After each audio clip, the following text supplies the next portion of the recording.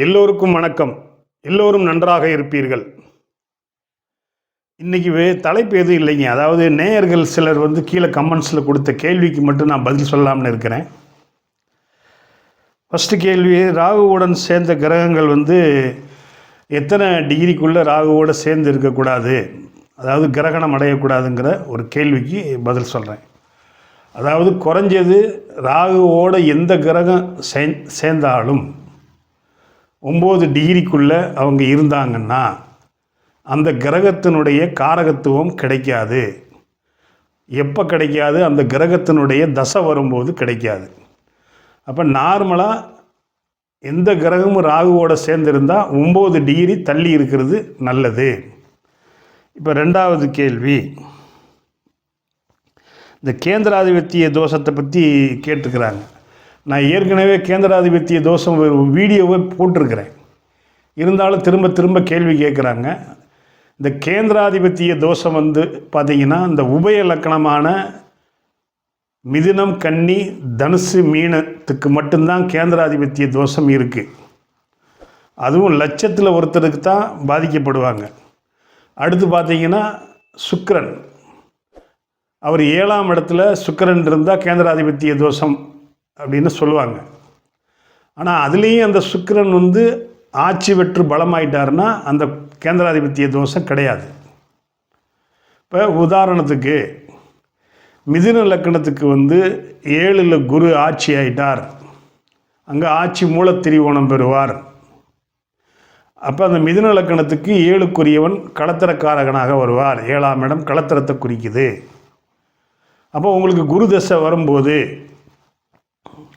களத்திரம் பாதிக்கப்படும். கணவனோ மனைவியோ பிரிவு ஏற்படும். சரி, இதுக்கு என்ன தீர்வு அப்படின்னா, ஒன்று அந்த குரு வக்ரமாகணும், இல்லை அந்த குரு லக்னத்துக்கு 6, 8, 12 மறையணும். 3, அந்த குருவோட யாராவது சனியோ ராகுவோ கேதுவோ செவ்வாயோ சேர்ந்துட்டா அது எந்த பிரச்சனையுமே இல்லைங்க. அதாவது கேந்திரங்கள் வழுக்கக்கூடாது, அவ்வளோதான். தனிச்ச நிலையில் அது வக்ரமாயிட்டாலோ, இல்லை லக்னத்துக்கு 6, 8, 12 மறைஞ்சிட்டாலோ, இல்லை ராகு கேது சனி செவ்வாயோடு சேர்ந்துட்டாலோ இந்த குரு தசை வரும்போது எந்த பாதிப்பும் வராது. அதே மாதிரி மிதுன லக்கணத்துக்கு பார்த்திங்கன்னா 4ல் புதன் ஆட்சி மூலத்திரிகோணம் உச்சமடைவார். அப்போ அவங்களுக்கு 3 வயசுலேருந்து அவங்களுக்கு புதன் தசை ஸ்டார்ட் ஆனால் அந்த கல்விங்கிறது இப்போ தான் 3 வயசுலேருந்தே ஸ்டார்ட் ஆயிடுது, எல்கேஜிலேருந்தே ஸ்டார்ட் ஆயிடுது. அப்போ 17 வருஷம் நடக்கிற அந்த புதன் தசை கல்வியை பாதிச்சிடும். சுத்தமாக பள்ளிக்கூடமே போக மாட்டாங்க.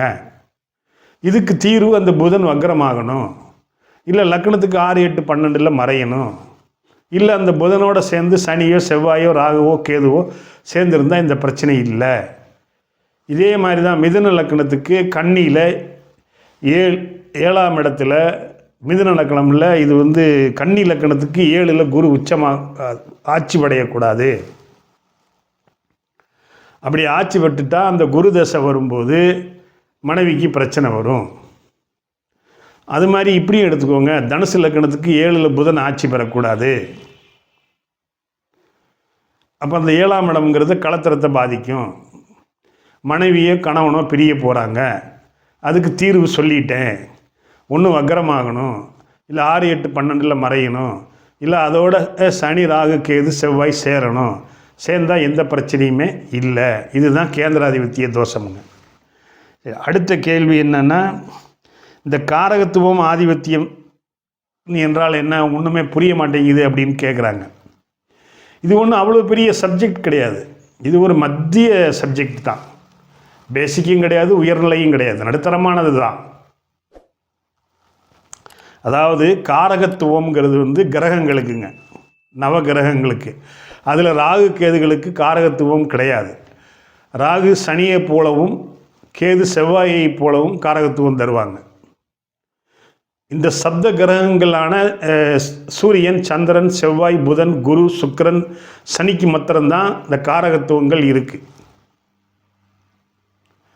இப்போ உதாரணத்துக்கு குருவின் காரகத்துவம் எடுத்துக்கிடுவோம். வரிசையாக சொன்னால் ரொம்ப லேட் ஆயிரும், ஒரு நாள் முழுக்க சொல்லிக்கிட்டே இருக்கலாம். இப்போ குருவின் காரகத்துவத்தை எடுத்துக்கிட்டாச்சுன்னு சொன்னால் அவர் தனத்தை கொடுக்குறவர், பொருளாதாரத்தை கொடுக்குறவர், குழந்தையை கொடுக்குறவர், நல்ல ஆசானாக இருப்பாங்க, நல்ல நெறி, நல்ல நடத்தை, நல்ல ஒழுக்கம், நெறி தவறாமை, இப்படி. சரிங்களா? இதுதான் காரகத்துவம்ங்கிறது. சரி, இப்போ ஆதிபத்தியம்ங்கிறது என்னது? 1ஆம் வீட்டிலிருந்து 12ஆம் வீடு வரை உள்ள ஆதிபத்தியம் தான் ஆதிபத்தியம். உதாரணத்துக்கு 2ஆம் இடம் தனம், குடும்பம், வாக்கு. 3ஆம் இடம் தைரியம், வீரியம், பராக்கிரமம், முயற்சி, புகழ், கீர்த்தி. 4ஆம் இடம் சுகஸ்தானம், மனை, வீடு, வண்டி, வாகனம். 5 பூர்வ புண்ணியம், புத்திரம், புத்தி, அதிர்ஷ்டம். 6 கடன், நோய், எதிரி. 7 களத்திரம், நண்பர்கள், பார்ட்னர்ஷிப், மக்கள் தொடர்பு.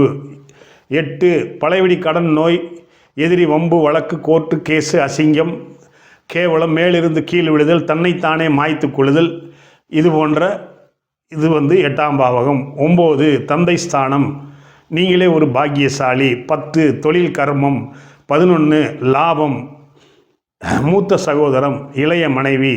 12 அயன சயன போக ஸ்தானம். லக்னம்ங்கிறது நீங்கள் லக்னம் லக்னாதிபதி போலவே செயல்படுவீங்க.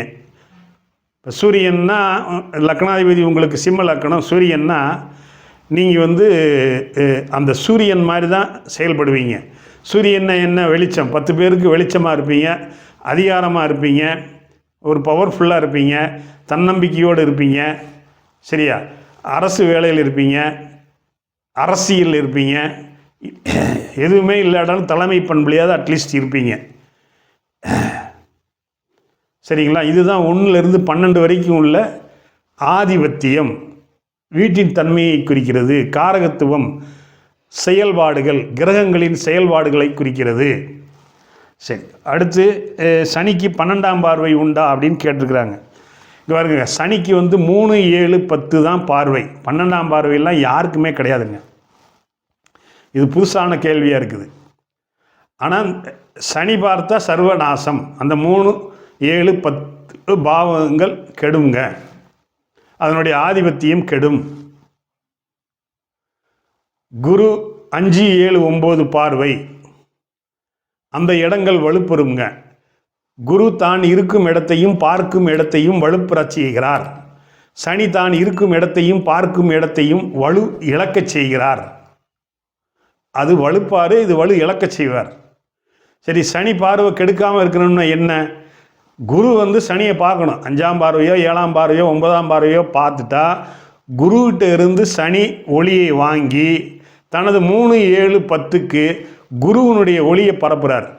அப்போ அந்த சனி பார்க்குற 3, 7, 10 பார்வையையும் குரு பார்க்குறாருன்னு நம்ம எடுத்துக்கிடணும். சரிங்களா? இதுதாங்க. இப்போ 12ஆம் பார்வையெல்லாம் சனிக்கு கிடையாதுங்க. சரி, இப்போ வெளிநாட்டில் பிறந்தவங்களுக்கு லக்னம் கழிக்கிறது ரொம்ப கஷ்டமாக இருக்குது அப்படின்னு சொல்கிறாங்க. இப்போ எனக்கு தெரிஞ்ச வரைக்கும் நான் கிளிக் அஸ்ட்ரோ அப்படின்னு சொல்லி ஒரு ஆப் வச்சுருக்கேன். அதில் எந்த சிட்டியில் பிறந்திருக்காங்க, எந்த கண்ட்ரியில் பிறந்திருக்காங்க அவங்க சொல்லுவாங்க, அந்த டைம் சொல்லுவாங்க, நேம் சொல்லுவாங்க, டேட் ஆஃப் பர்த் சொல்லுவாங்க. அதை போட்டாலே நான் நிறைய பேருக்கு சொல்லியிருக்கேன். துல்லியமாக தான் வந்திருக்கு, யாரும் தவறுன்னு சொல்லவே இல்லை. அப்படி தவறுன்னு சொல்லியாச்சுன்னு சொன்னால் அவங்க வெளிநாட்டில் பிறந்திருந்து 8, 12 வலுவாக இருந்தால் அவங்க அந்த பிறந்த நாட்டில் இருக்காமல் வேறு நாட்டுக்கு போவாங்க. மேபி இந்தியாவுக்கு கூட வரலாம். அப்படி இல்லாத பட்சத்தில் அவங்க அங்கேயே தான் இருப்பாங்க. இதுதான் நான் செஞ்சுக்கிட்டு வர்றேன். வேறு மெத்தடு இருக்குது நிறையா. சரிங்களா? வேறு மெத்தடு என்னென்னா இதில் போட சொல்லுவாங்க. என்ன சொல்கிறது, அதுக்கு சம்மரில் போட்டாச்சுன்னா அது அந்த டிஃப்ரென்ஸ் கொடுத்துருங்கிற மாதிரி சொல்கிறாங்க. பட் நான்லாம் அப்படி போடுறது இல்லைங்க. அவங்க கொடுக்குற சிட்டி, அவங்க கொடுக்குற நாடு, அந்த date of birth, name, time போட்டாலே துல்லியமாக வந்துடுது. ராசி, நட்சத்திரம், லக்னம் எல்லாமே கரெக்டாக வந்துடுதுங்க. Click astro. தமிழின் ஹெரோஸ்கோப்பும் ஒரு ஆப் இருக்குது, நிறைய ஆப் இருக்குது. அப்படி உங்களுக்கு சந்தேகமாக இருந்தால் எந்த நாட்டில் இருக்கிறீங்களோ அந்த நாட்டினுடைய ஆப்பை பாருங்கள். அதை எடுத்துக்கிட்டாச்சுன்னா உங்களுக்கு துல்லியமாக வந்துடும். இவ்வளோதாங்க நேயர்களுடைய சந்தேகம். அந்த நேயர்களுக்கு நான் சந்தேகம் கொடுத்துட்டேன். திருப்பி ஏதாவது சந்தேகம் இருந்தால் நீங்கள் என்கிட்ட கேட்கலாம். இந்த வீடியோ பிடிச்சிருந்ததுன்னா லைக் பண்ணுங்கள், ஷேர் பண்ணுங்கள், சப்ஸ்கிரைப் பண்ணுங்கள், பெல் பட்டன் அமுக்குங்க, ஆள்கிற ஆப்ஷன் அமுக்குனீங்கன்னா நான் போடுற ஒவ்வொரு வீடியோ உங்களுக்கு நோட்டிஃபிகேஷனாக வந்து சேரும். நமது நேயர்கள் ஆள் போல் தலை தலைத்து, அருகது போல் வேரூன்றி, மூங்கில் போல் கிளை கிளைத்து, முதியாமல் வாழ்ந்திருக்க வாழ்கவென வாழ்த்தி அமைகிறேன். வணக்கம்.